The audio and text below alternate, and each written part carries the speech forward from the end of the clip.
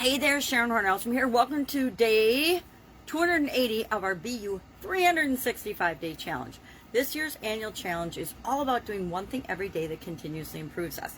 And for a few weeks in the month of October, this month, we are talking about paradoxes. Why? Because I found a cool list of paradoxes, and I find them really fascinating. What they are is statements that sound absurd or ridiculous, but when you start thinking about them, they're probably absolutely true for the majority of the population. For almost all of us, we can find instances in our life where these situations are true.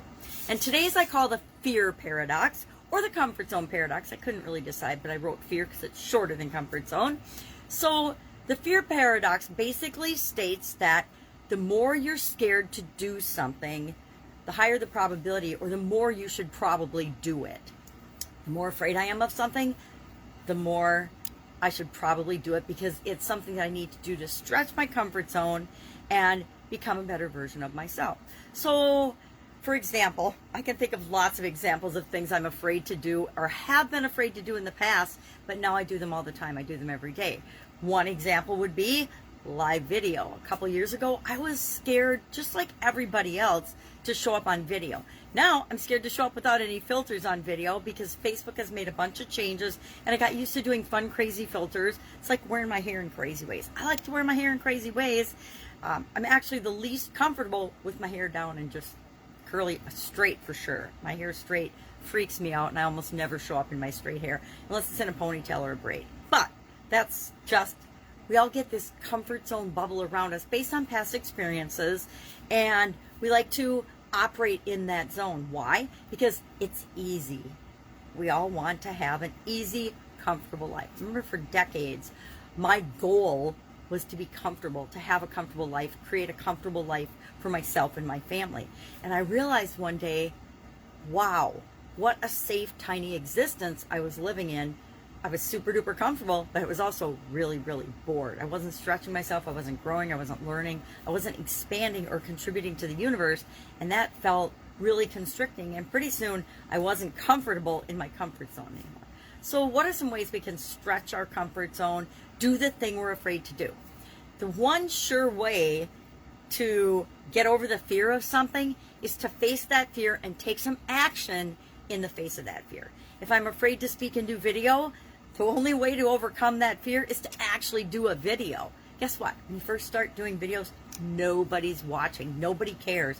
I don't think I've ever gone back and watched my early videos, my first videos. I should probably do that. It'd probably be interesting. Probably haven't improved that much. That would be really, I think that's why I haven't done it. I'm afraid to go back and find out I'm just as bad now as I was in the beginning. So strike up that conversation. Talk to that person that you're afraid to talk to. That might turn out to be one of the best relationships you ever have in your life. Make that phone call. Pick up the phone. Call that person you've been meaning to talk to. Apologize. Say you're sorry for some stupid thing you said or did. I had to do that yesterday, if you could imagine that. Learn something new. You learn a new skill. Take up a new hobby. Start that business. Start that side hustle. Look for a new job. Look for whatever it is that you want to look for, but do something that just stretches you. And if you're afraid to, if you're afraid to look for a new job, if you're afraid to interview internally for a new job, if you're afraid of anything, ask yourself, why am I afraid of that? Am I afraid of it because I'm so comfortable where I am? Or am I afraid of it because I think I might not get it? What's the worst thing that happens if you interview internally for a job and you don't get it? You still have your existing job.